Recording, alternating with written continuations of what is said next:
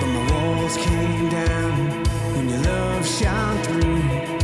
Now my life will never be All right, good morning. Welcome to the Warrior's Way. Our warrior this week is Linda Lee Tarver. Say good morning. Good morning. All right, before we get to her, if this is your first time, please go to spiritualwarfareunit.com. And if you click on struggling, if you need something, you're struggling, you need clothes or food or baby formula or struggling with depression or therapy, please go on there, have that checked out. Most of it will be free. You call direct lines to people who can help you. If you're not struggling, but you know someone that is, be the person that sends them the good news so we can all help somebody. Help us, help you, help them. All right. Amen. So I have not told anybody who you are because I didn't want to break the surprise, but just give our people a brief job description of what you do.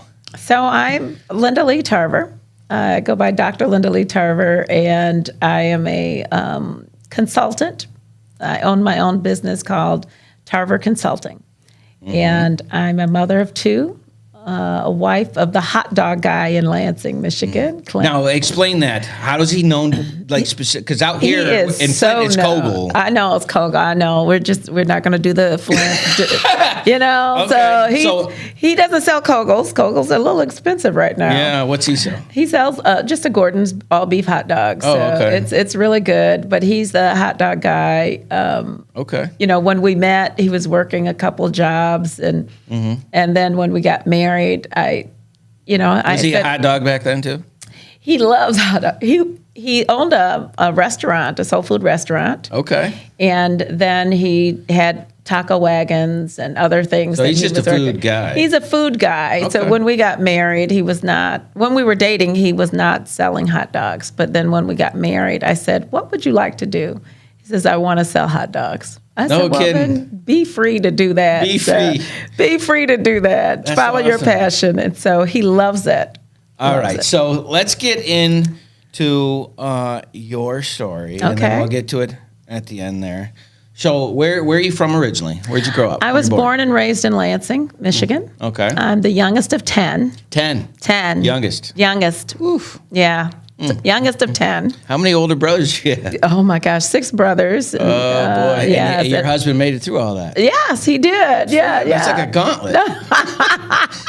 Okay. So he did Lansing? I did Lansing, and lots of big family here. We moved. My family moved up from the south, so from Evergreen, Alabama. That's the stickety sticks. It's a stickety stick. They finally got a McDonald's. Finally. Yes, and a street light. Yeah. So I was those are the two main things that let you know you're on the map: a street light and McDonald's. And a McDonald's, exactly. All right. And so your parents were from Alabama? My parents were born in Kanaka County.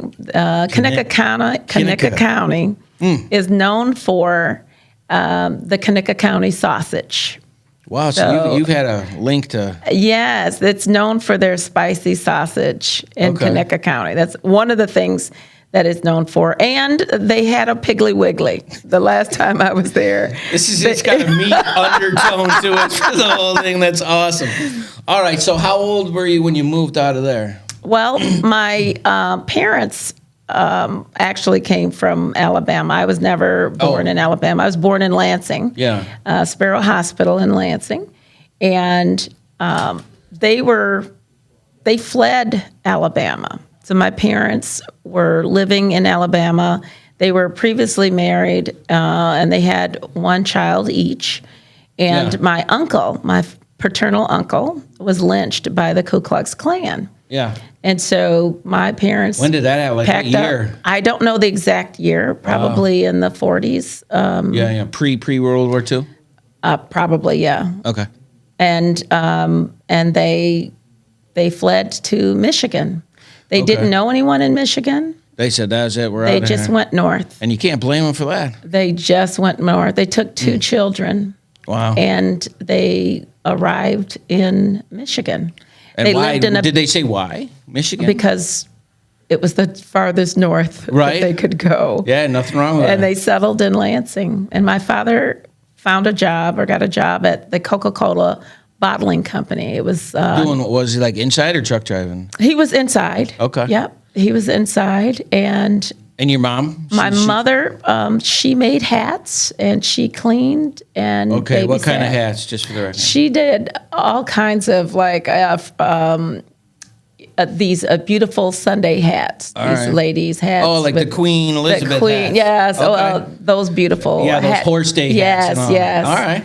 So she made hats. She cleaned, homes. So she was a domestic until they were able to save up enough money to buy their own home. So you come from a very strong background. Absolutely. All right. So you got tough parents dealing with real racism. My father Vietnam. fought in World War II. What was he? What? He was in the Army.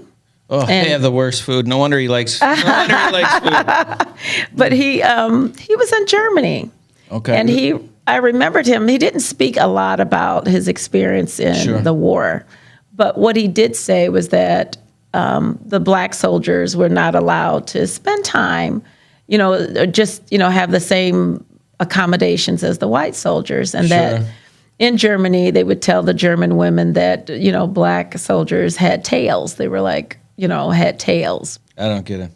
That they were monkeys and they had tails. Oh. And so, Sorry. no, but it, I was like, Tim. but he, I don't. All right. he was just, So they had to fight all the real racism back in the tough days. when my it was tough. parents saw it all. Yeah. And I remember driving. I saw this movie called The Green Book. And we would take a pilgrimage down to Alabama. My parents would save money and send money down, and we would all go on vacation to see our family Yeah. in Alabama. And I remember this place called Stuckey's. I don't know if you remember Stuckey's. those. Stuckey's was a restaurant right off the highway. And there were two Stuckey's that would allow black families to eat inside. And I'm young. I don't know what was going on. Yeah. It didn't bother me. We were just on a road trip. We Yeah. did a lot of, they knew the gas stations to stop at that allowed him to pump his own gas. Right. And they knew the Stuckey's where we could stop and grab something to eat. But we Yeah. packed our own meals and we drove straight through and Yeah. stopped for restroom breaks. And, but when we got down south, they said, it was just such a wonderful time to see family, Yeah. And you said you had a big family down. big family. And so both my mother and father were from Evergreen. And so both sides of my family were there. And it was a beautiful thing. But they really loved family. And they never looked at, people as being anything other than, children of God and walking in love and forgiveness. And I remember a guy at a gas station called my father a boy. And so my father was older when I was born, if you can imagine, Yeah, yeah. And so I thought it was hilarious because this young man is You didn't understand how old I he did not was. understand that it was a negative term. Yeah, I just yeah. thought, this guy can't even see. This guy is older. Yeah, my yeah. father is. Maybe his eyesight's going. Yeah, up. exactly. That's hilarious. Innocent, yeah. child. So I wanted to make sure you got a chance to talk about it because the way that your life kind of has gone. Yes. It's important to see that struggle broods positive, Yes. not just negative. And this is going to be super important. So I want to make sure that everybody got that. So we got that. So Yes. you said you grew up in Lansing. Yes. Normal childhood.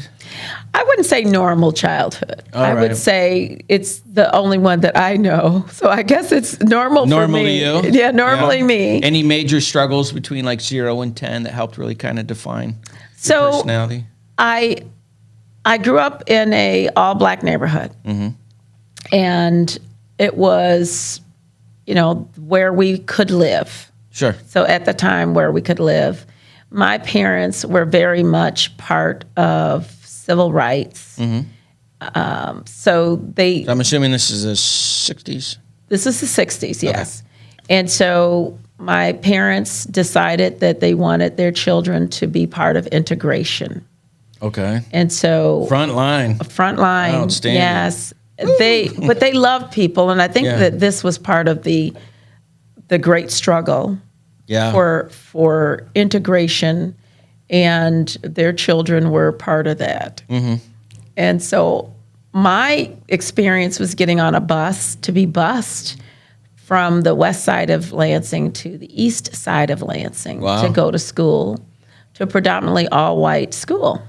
It had to be scary at certain levels, right? It wasn't scary because I was a child and I didn't know any different. How old are you? I was, 5 going to kindergarten. That was my kindergarten through 5th grade was bused. So I didn't know any different. This was school. When was there a moment that you realized what the time period was bringing and you're like, wow, or? I think I was in high school by the time I was reading about busing and integration in a textbook that little girl was me. Wow. And it didn't dawn on me. Did you feel like strong about that? Or? I felt different about it. I felt a little bit different, but I did not lack anything. So, when I went to worship at church, it was all black. Yeah. My neighborhood was all black, but my school and my friends at school were all white. Yeah. And, my K through 12th grade was that way. So at 5th grade, we moved. We were allowed to move and purchase a home in a predominantly suburb of Lansing. Okay. And, again, I find myself at a predominantly all-white school. Right.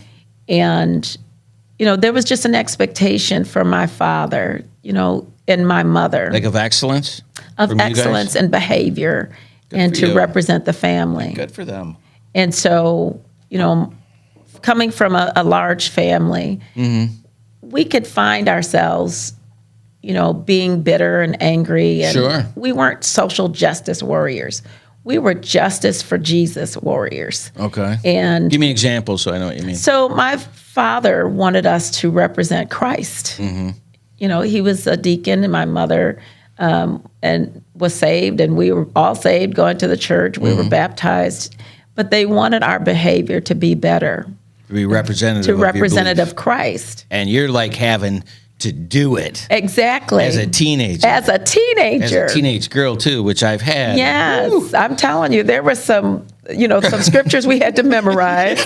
I bet. Children, obey your parents in the Lord, for this is right. Yeah, honor thy father and mother, which is the first commandment, with promise that it may be well with you and that you may live long on this earth. Yeah. And that Ephesians scripture was definitely embedded into us in terms of our obedience. But, let your mind be that of Christ. Yeah. And, these are the blessings and the cursings of people who walk.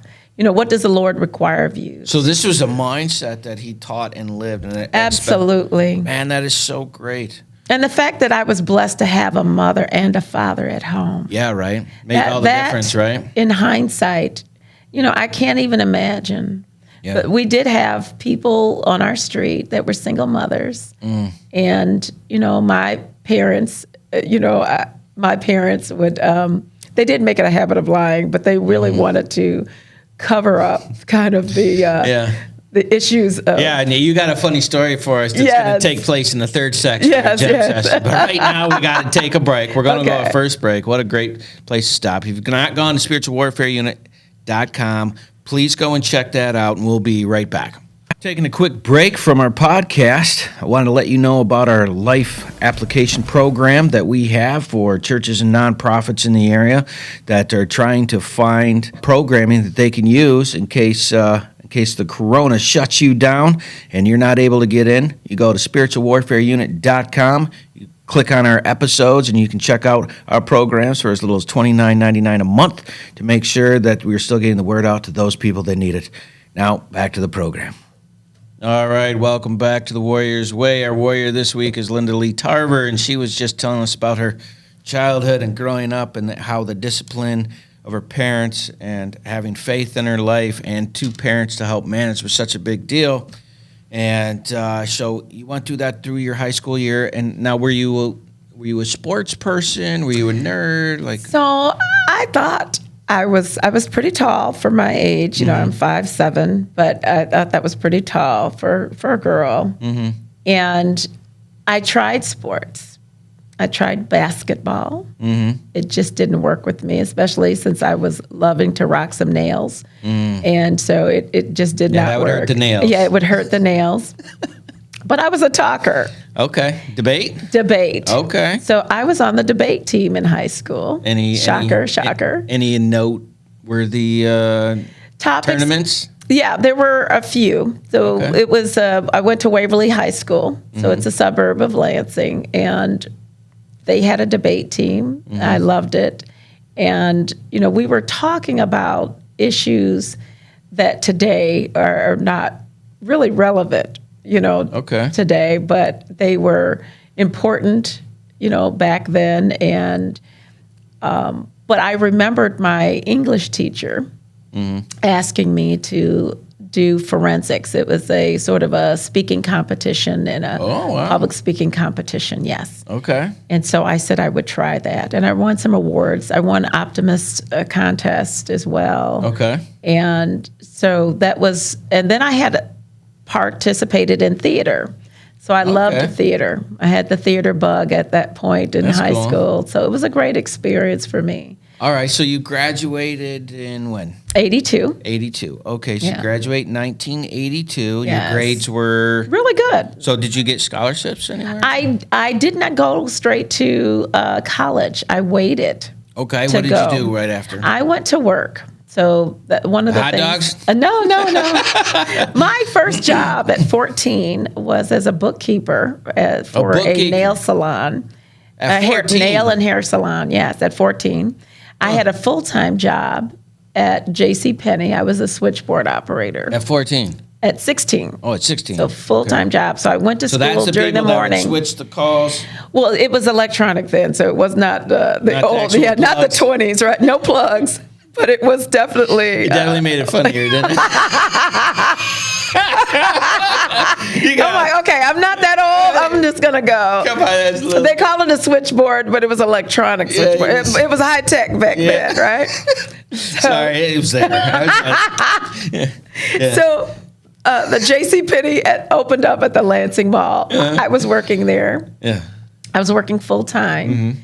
I went to school during the day because I had enough credits to graduate. So I went to school for 2 years in my junior and senior year in the morning, and I went to work. What was the reason? Just cause or because? I wanted to work. I mean, I had a desire to work and make money. So that was my priority. So how long did that go on? I worked there until I got a job with Meyer Thrifty Acres back in the day. Now, how long was that? Let's see, for 4 or 5 years. Okay, so you're doing bookkeeping and. I did bookkeeping. I And was not a the plugs, switchboard, the and not the electronic plugs, switchboard buttons. operator at J.C. Penney, and then I went to Meyer. I started off Doing as what? I was an undercover security. Undercover security. You were security. I was undercover, plain clothes security, catching thieves. Mostly girls and boys stealing cigarettes and, lipstick. But How in the world did you just applied? I applied. Yeah. they said yes? Yeah. That Wow. was my Did you- first job. you look at like you Meyer. liked that I one. loved that one. Pretending I was shopping. It was just weird. Because you're like theater. You're I like theater did. again. Yes. I was acting.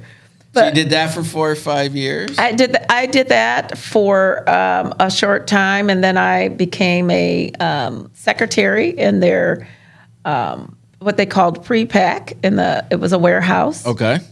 And then I went from there to a department manager. I did domestics, which was Hold on. Yes. That seems like a jump. It was a jump. Like, how did that happen? Through Meyer. It was Meyer. I just applied for a manager trainee, and I did. You just applied for it and they're like, yeah. Bring her in. So I trained, and then I got my own department. What which was a department? children's department. No kidding. Yeah, in Okemos, Okay. Meyer. And then I left Hold there. on, wait a minute. Where's Okemos? Okemos is outside of Lansing. It's Okay. a suburb of Lansing. Okay. A lot of Indian names in Michigan. I know. I'm sitting here like, all right, so you're running a department. You're how old at this point? I'm in my early 20s. Early 20s. Wow. So you're like Yeah, 23, very young. 24. You're running Younger than Younger than that. Yeah, about 20. Running an apartment? Yes. And normally that's good enough. But that's not how you work. No. Okay. And then I wanted to get in with the state of Michigan. I wanted Like, what made you make that decision? Because this is a big decision. So running a department, I had no life whatsoever. I worked all the time. I had 3 employees. Okay. And if someone called in sick, I worked a double shift. And I worked every weekend. Why don't you tell them you just ran the department, hire a couple more people? Well, the budget wasn't there. The budget wasn't there. And it was a children's department. It was hard work, but it was good work. I appreciated it. It was a blessing at the time, and I could do it. Double shift. But I really wanted a 8 to 5. If I could do 8 to 5, life would be good. That's what I was looking at. And their benefits were okay, but not great. And were you single at this time? I was single. Okay. All right. And so American dream. I just wanted an 8 to 5. So I applied at the state of Michigan Social Services at the time. That's what it was called, Social Services.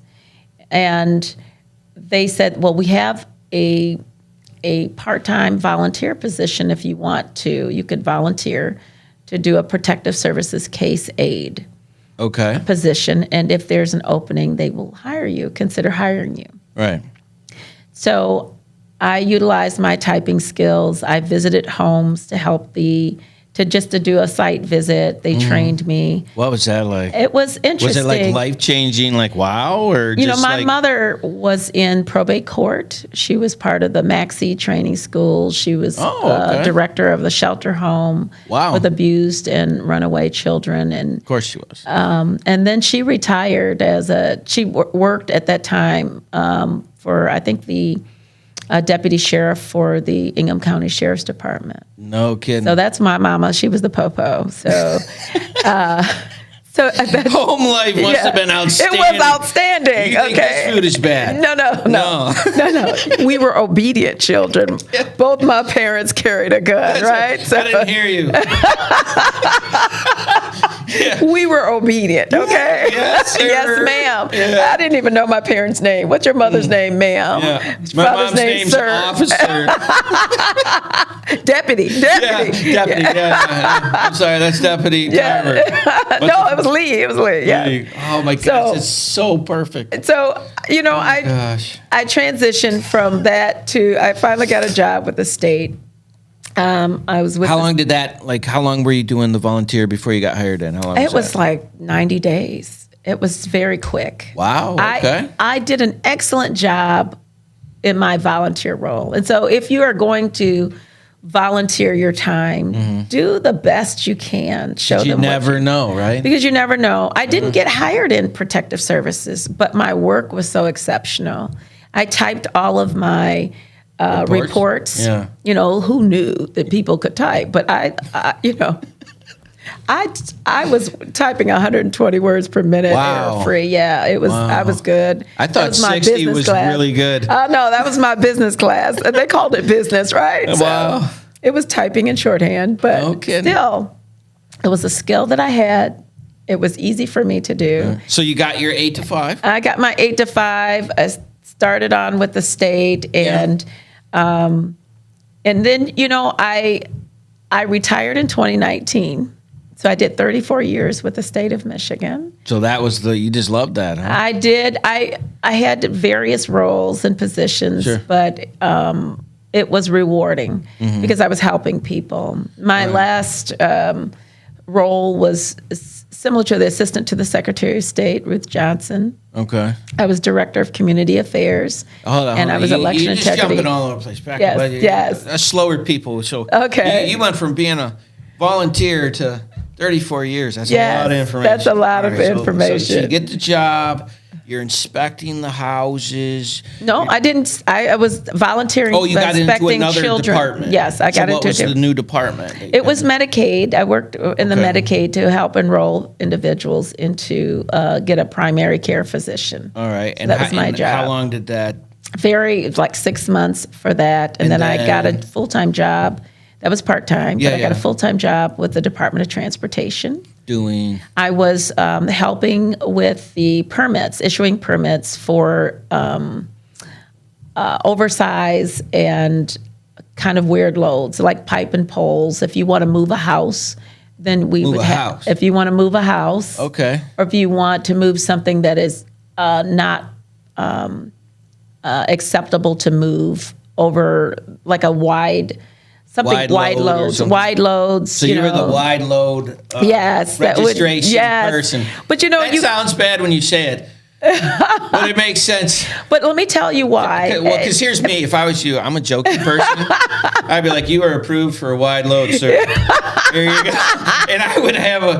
I think you've been eating too much, sir, so we're going to approve you for a wide load. You drive trucks, and you are a wide load. But the unique part about it is when I got that position, I had no idea why these permits needed to be issued and what the role was. They had to have a mapped out path Okay. to get to their destination. And you had to know the exact path that they take. Well, you needed to know that there's certain bridges that are 13 feet, 6 inches high. Yeah. Height and weight. And yeah. if the load is 15 feet, that you cannot go that path. Gotcha. And so you had to take them to a path that would do that. And if it's down a street, you had to cut wires. Okay. And you had to, and these people are paying for all of this as well.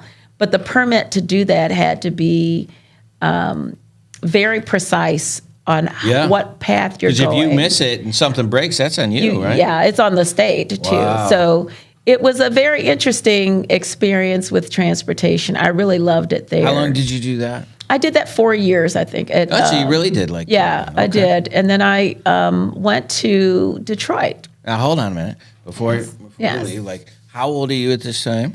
I was still in my early 20s. Like so 24? 24, yeah. Maybe. Wow. Yeah. And still single? Yeah. Okay. Yeah. So just living the American life. Yeah. And all right. So why Detroit? So I wanted to get into supervision.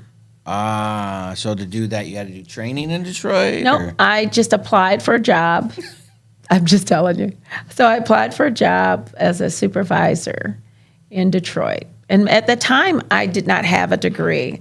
Remember, I went straight to work. No, I'm And still so, there. in order for you to get into management, you had to either have a degree or get the experience at the entry level position. So, in Lansing's very competitive when it came to state employment, but Detroit was looking for a supervisor in social services, providing welfare benefits. All right. Before you go any farther, we have to take another break. Okay. This is going by so fast. I know. Please check out LindaLeeTarver.com so you can see what she's about, and we're going to get into the next session there. If you've still not gone to Spiritual Warfare Unit on YouTube, like, share, and subscribe so you can be the one that helps other people, please do that. You sit tight. We'll be right back. I'm really impressed with the teachings that Isaac has been bringing to us, as this is all based from Proverbs. I like it because it's simple, and it doesn't matter who you are. It's very easy to understand and apply to your life. It points out, my bad parts, and but it's showing me how to do the good parts, and I'm trying to apply that and make a better life for myself because I'm tired of where I've been. It's impacted a lot of the guys as they continue to talk and ask questions after the meetings, as they speak to one another regarding the meeting and the messages and the topics that are being brought up, which are down-to-earth topics of situations and things that we live with on a day-to-day basis. He takes the Bible and he breaks it down into simple terms and where you can understand. And like I said before, sometimes a lot of churches, even the Salvation Army, sometimes we start using these big words that people don't understand, like even saying someone got saved. Well, what does that mean? What does it mean when you say someone got saved? And it's accepting Jesus into your heart.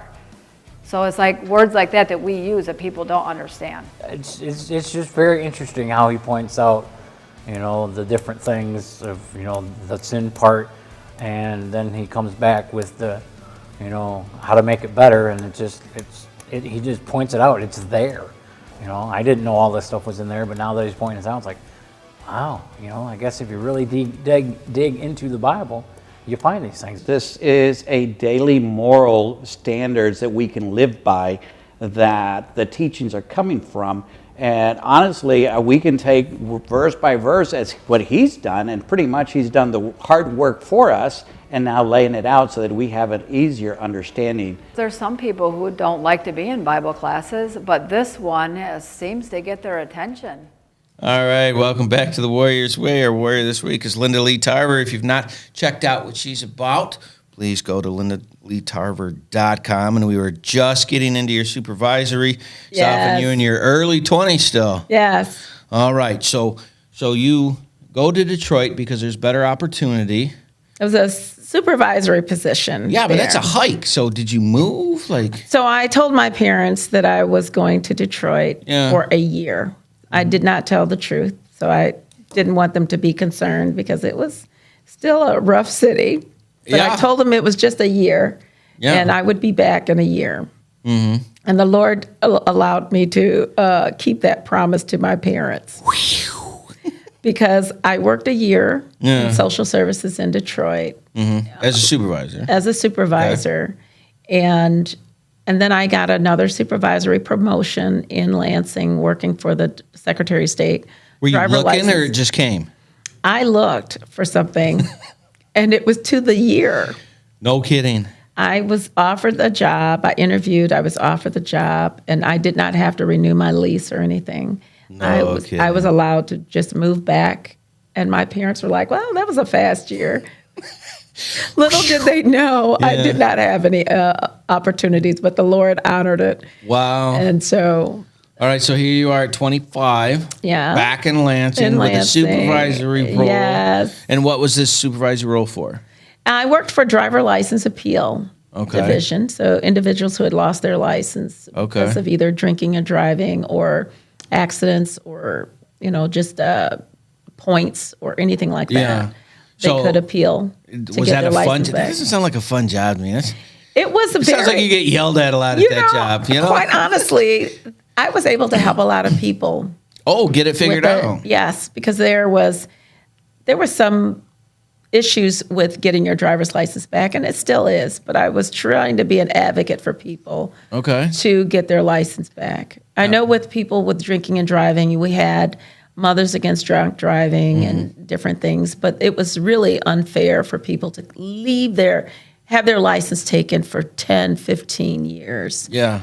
They have paid their debt to society in terms of the criminal penalties, but their license was being restricted and suspended or revoked for many, many, many years. All right, so how long did you do that? So I worked there 15 years. So you really liked this job? I really loved it. Okay. And then I became a project manager with the state. All right, so that only puts you at 40. Yeah, around there. So, 30. So you worked at the Secretary of State?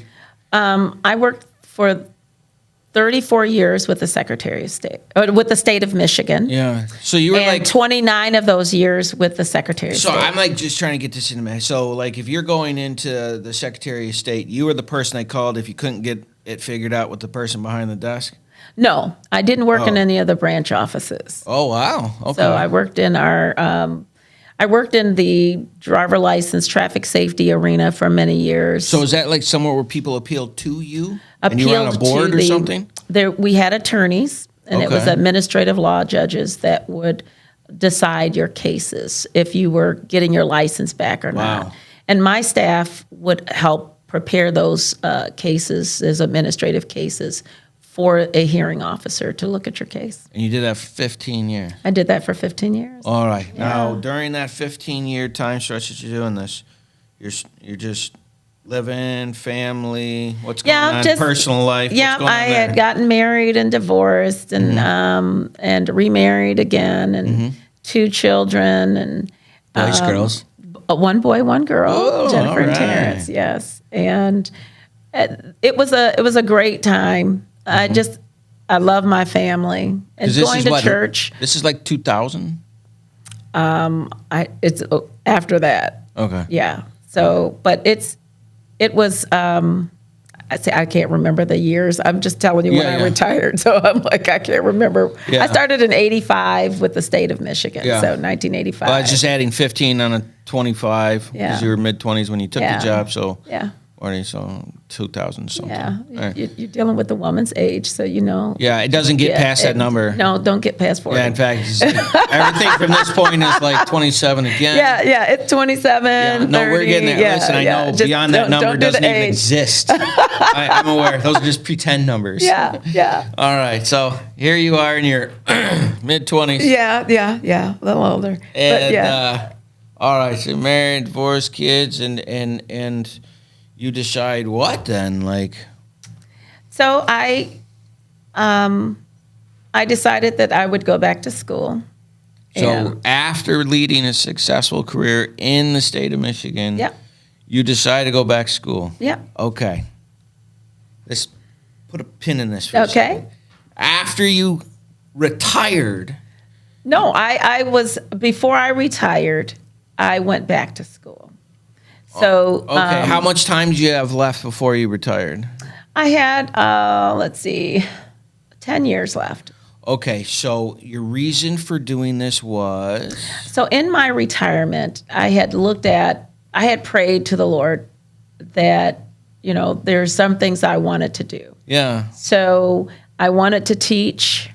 I wanted to act, going to acting. So still in the same vein And when I you were a wanted kid. I went through all of the desires that I had in my heart. Mm-hmm. And so what the Lord gave me was opportunities in the community to do all the things that I had a desire to do. So I was acting at Riverwalk Theater, which is in Lansing. Yeah. And so my acting bug was satisfied there, and I sat on the board there for 18 years about. And I wanted to teach, and I do Sunday school teaching, so I was Yeah. a Sunday school teacher. And it was not what I had envisioned, but it was what the Lord had envisioned. Yeah. And I really wanted to be a doctor and write a book. You just decided I want to be a doctor. I want to be a doctor. Of what? It didn't matter at the time. Oh, you just wanted to that have was the, my heart's desire as a young girl. Oh, you So I want to get that doctoral I shit. wanted to get that doctor because I was a very good student and I love learning. Okay. I was a voracious reader and I love research. I was a debate, so I So was a what did diva you- nerd.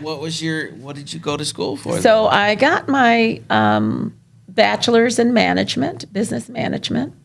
Easy fit, okay. Yeah, and- using all the experience to get the maze. Exactly. And my master's is in industrial organizational psychology. Wait, hold on. Industrial And organizational psychology. Yes. So it's a fancy word. It's It an is organizational very- psychologist. It's like a $10 handle. It is. So organizational psychology allows you to kind of look at processes and process improvement, to look at your hiring, to see if the people that you're hiring are a good fit for your So at a organization. macro level. Yes. Okay.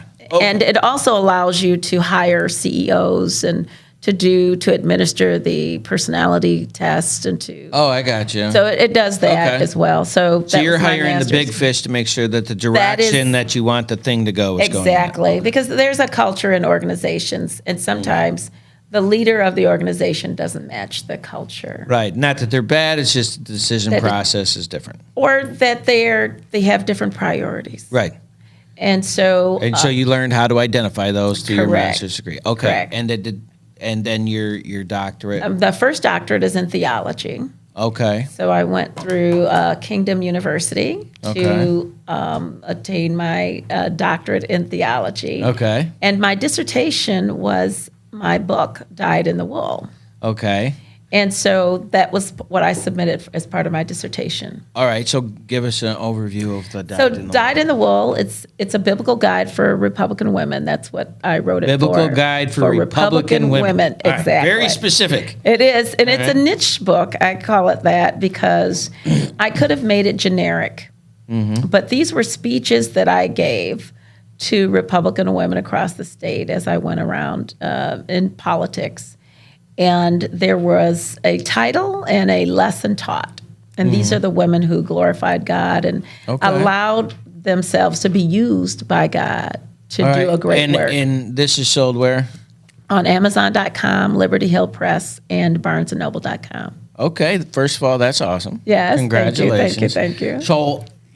So before we get to the next part, you went from business degree to the $10 handle master Exactly. to theology. That was kind of a turn there. Yes, but this was the Lord's hand operating on a level that I so appreciate how He uses His children, because He took the desires that I had and He manifests them. Okay. And the Word of God says that man makes plans, but the Lord orders steps. Right. So He doesn't want us to stop making plans and casting vision in our lives. Right. But He's going to be the ultimate person. Yeah, He the knows man, why you're the here. Father, Yeah. to handle all of the things that we have a desire to do. He will place us in that position. He says, how can a man know his path when God directs his steps, right? Exactly. So, man, we have to take another break. It's Okay. going so fast. Please go check out LindaLeeTarver.com to see what she was about. Hit like, share, and subscribe. Be the person that helps someone. We'll be right back. Hey, it's Aaron with UCAN. Just out here today at the Valley Area Agency on Aging event, Senior Power Day.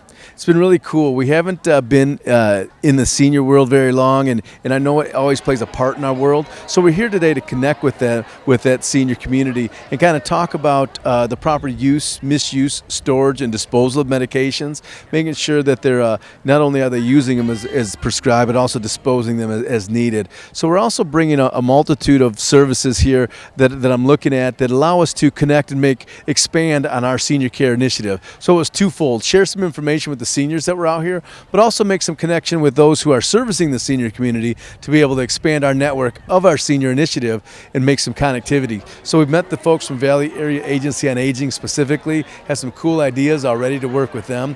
We'll talk to McLaren and Genesee Health Plan as far as the Medicaid sign-ups and things like that. Veterans are here. The Genesee County Services for Veterans is here. So really have some great connectivity going. Good start to our senior care. A great day here. There's a lot of people here. There's been probably 200 to 300 people here. We've been here since 9, so it's been a rewarding event.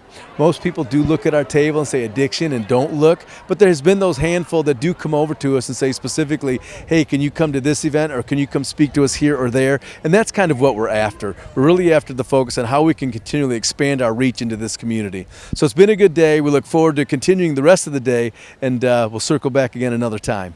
Thanks again. All right, welcome back to the Warrior's Way. Our warrior this week is Linda Lee Tarver from LindaLeeTarver.com. And the third session is our gem session where we get our funny stories. And so I had asked ahead of time. So you said you had 2 prepared. I did. So we are ready for those stories. What do you got? Oh, okay, so one funny story is the fact that my parents were not liars, okay? Mm-hmm. But they did not tell me everything as a young girl. Mm-hmm. We lived on a street, again, an all-black neighborhood. My mother and father both worked, but there were a lot of intact families, mother and father and kids. Mm-hmm. But there were some women on the block who had children and no husband. Mm-hmm. And so I didn't understand what was going on, and I was told that the father died in the war. Mm-hmm. So I believed them, Yeah. I didn't have any reason not to Sure. believe what my parents told me. Right. Until one day, one of the fathers returned home From the war. from the war. I thought it was a war. He had been in prison. So you thought he was a prisoner of war. I thought he was a prisoner of war. And the Lord allowed him And to the come Lord, home. and so I rejoiced with the kids that their But father really- was alive. Oh, gosh, because really, Yeah, I didn't know. his dad has come back from... His dad has come back from the war, But from really, being a prisoner of war, but that not of war. not of war. Just, he had no idea. And you're like, isn't this great? I know. I know. And I It was love such that an you were so innocent- excited for I them. know, for the kids. I'm like, your daddy is alive, That was just something else. And, my siblings. How old are you when that happened? I think I was 7 or so. Oh. It was just hilarious.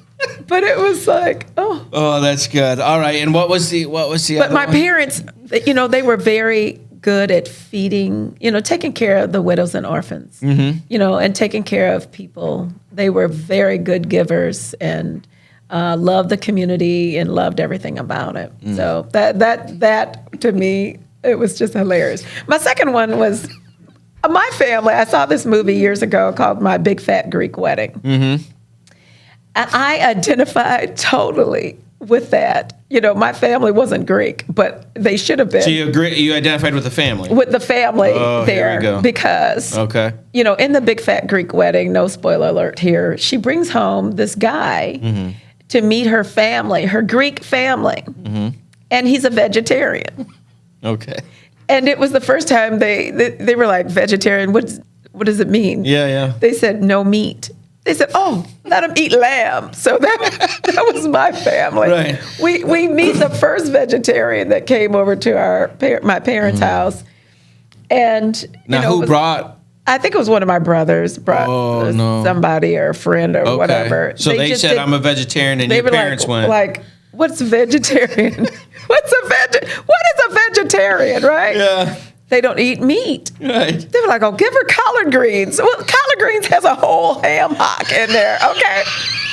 And the black eyed peas has meat, it's like, okay, just give her collard greens. Wait a minute. Did the person getting it know that? They knew that because you could see the meat inside of the, they didn't hide the meat. They were like, okay, here's the vegetables. Here's all of our southern They're vegetables. doing their best just to be. So they ate it. God, It's that's like a you good tell one. a southern person no meat. It's like, what is no meat? Yeah. So you want cow. You just want, a chicken wing, right? Yeah, You just want less meat. That's so great. Yeah, you want the country fried steak on the side. So perfect. Oh man, thank you for those stories. We will get those up. We have a humor section, and I have to come up with some idiotic title for those, and we will get. Thank you. We will get those on there. So. Especially the POW story. Yes. I can't wait to get off the show just to tell these jokes to people. So, all right. So I lost my entire train of thought. Where were we at in your story? We were just getting just getting me through my education. That's right. I got through my doctorate in theology. Yeah. So what you said, God worked in mysterious ways. So what did he do to get you from like the business organizational thing to the theology? Like what happened during that time to make you go, this is what I want? Or did you already know? I believe that part of my first doctorate desire to get a doctorate in theology is my desire to get closer to the Lord. I mean, I know that these stories of the women, as I went into politics, I didn't know politics. I knew Jesus. I just didn't know politics. Now, when did you do that? Like, when did you start? 2004 or something like that. Okay. Yeah. So I didn't know around a little bit before that in politics, but definitely out there in around 2004. All right. And these women's groups would ask me to come and speak to them because I'm, Black, conservative, Republican, unicorn, Yeah, it's unique. It is it's unique. Yeah. And so I didn't consider myself unique. Yeah. My parents were both Republicans, and but I just thought it fit for me. Your mentality of how you see things that I can get and it just done. aligned more. The principles, the platform aligned more with me, but I didn't know what to say when these women asked me to come and speak. So What do you mean? I wrote. They would invite me to come and speak. There's a Black Republican in Ingham But speak County. about what? Just politics. Oh, okay. And I All right. didn't know politics. I knew Jesus. Yeah. So, but I knew principles of the Republican Party and that I aligned with. So that's how that came about? And these were the speeches that I gave. No kidding. These were the actual speeches that I gave to encourage Republican women. No kidding. Yeah, and that was What made you put it into a book? I put it into a book because I had already studied these women. I had already studied this, and so when my dissertation became due, I had Gotcha. dusted off Two birds, one stone. I dusted off my speeches. Okay, and so I had already done the work and So if- studied the word. So if someone wanted to read this, what would be the reason? Like, what would be? So one of the reasons why is anybody, so it's not necessarily just for Republican women. Men and women, children, young people have looked at it and they really were inspired. It's just to inspire people that the Lord does not act or behave or look or view us as mere chattel, as women, as mere chattel. Right. Women who've been marginalized, even prostitutes and others, have a value to the Lord. Right. And regardless of where you came from, he can still use you. That's he right. can still use you. That's right. And so that's what this book does. It just affirms what the Lord sees in you and not Okay. what society would say about you. So if someone needed to get a book to affirm their value, this would be the book that you would tell them to For go to. men, women, children, teenagers, you name it, to affirm who God is. First of all, it points who God is, Right. how sovereign he is, and how he can use your pain, how he can use your past, how he can use your present to glorify him. Right. And these women were women that were thought nothing of, some of them, but he saw fit to use women. Gotcha. And I selected, like the first chapter is the 5 daughters of Zephalahed. Okay. And these are women who were activists, and they litigated and made their case that their father died, had no sons, and at the time, the property for that father would go to the uncles or any male heir. Yeah. Women were mere chattel. They were just not human. They weren't valuable. Right. But they went to Moses in the tent of meeting and said, our father died and we deserve property rights. Wow. And Moses, inspired by God, said, let me inquire of the Lord about your request. Because Okay. these are 5 daughters coming to them demanding property rights. It's not done. Right. And so he inquired of the Lord. And Numbers 27 says that the Lord, God himself, dictated to Moses property rights for Israel. Yeah. Based on the request. And God said the 5 daughters of Zephalahed are correct. They are entitled to property. And that is where we get property rights today. You know, many of the laws that we have in the United States, they're Judeo-Christian values. They come from these laws. But these young women who were nothing were written in a very short segment in the Bible about their ability to petition for what is right. And that is what we're doing now. You know, especially political activists and women on both sides of the aisle, they're petitioning for what they believe is right. Right. And the Lord is the one who decides Sure. what is right. So you're just because I like to get to arcs. Yes. So your family came from Alabama, large Yes. family, left because of racial Of lynching, issues. yeah. Came to Michigan because it was the farthest point away from where you were at. Yes. Grew up in racially charged environment. Yes. Chose to work hard. Yeah. Decided to go apply for things that you liked and didn't like. Knew things that made decisions on what you liked and didn't like. Right. Produced relationships, family. And at the end of that, decided to get education to plan for your retirement so you could do what?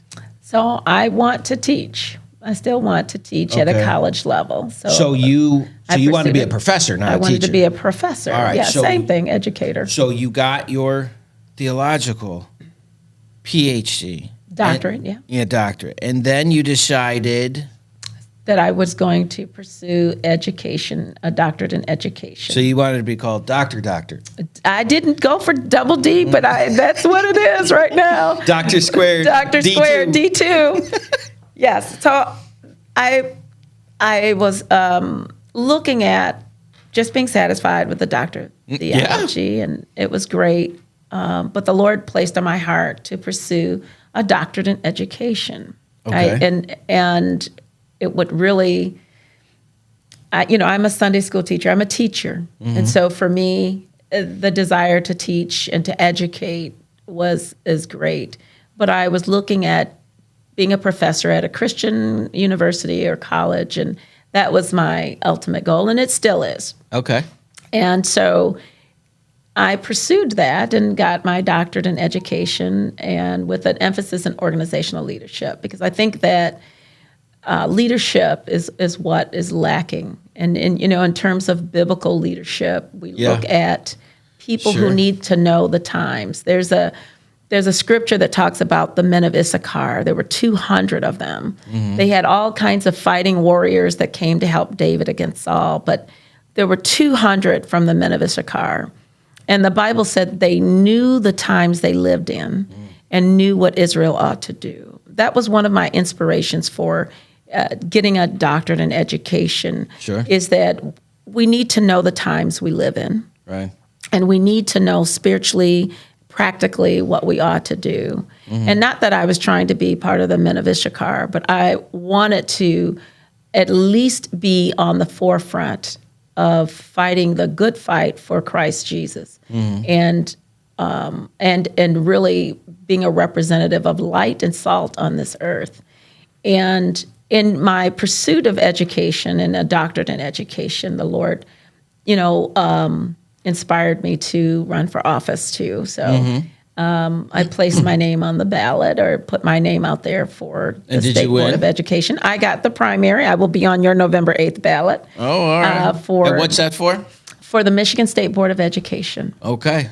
And so that is something that people can find on LindaLeeTarver.com? They can find it on LindaTarver.com. LindaTarver.com. LindaTarver.com Thank you. is my political website, but LindaLeeTarver.com is my business site. Right. Well, and just real quick, you had Sure. another book. Yes. Like a kid book that's going to be. It's a children's book. It Yeah. is my first of 3 trilogy in a series. So my first children's book is called Jesus Who is Christmas is Born.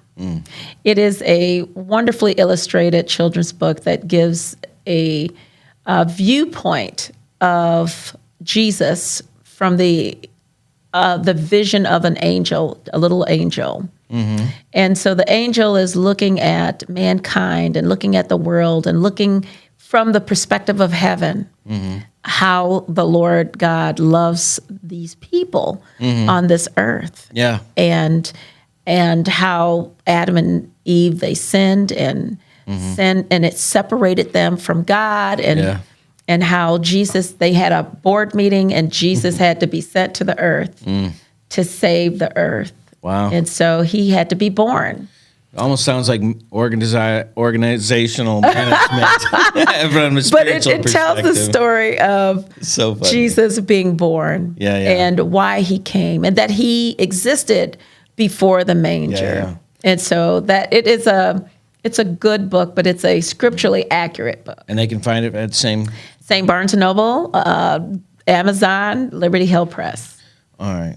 Well, Linda, I told you this was going to go fast. I know. Man, that was so much fun. You were an absolutely amazing person. I am so glad that you came out here. God has been good to me. I look forward to being a help. You guys got to check her out and see what she's doing. What a fantastic life you chose to make. You made those decisions and trusted God to get you to that path. Amen. And you found something that you love to do. Amen. I can feel that at a very visceral level. So, LindaTarver.com, LindaLeeTarver.com. Yes, either one of those. That's right. Yes. And we will be putting a link for you, Thank you. onto our website. We will get that done at spiritualwarfareunit.com. So if people can get that book for an inspiring book, anybody that everybody struggles, so everybody needs something that It's a great sounds good book. to them. So listen, I appreciate you so much. Thank you so much for coming on a Spiritual Warfare Unit, and we will see you guys next week. Do you have a nonprofit in your area that's doing a lot of work that people should know about? Feel free to contact Spiritual Warfare Unit at 810-715-9319, and we would love to have them on to see what good they're doing in the community and find out their story. Thank you so much. Spent so much time believing the lies. I knew I wasn't meant to live this way. But my walls came down when your love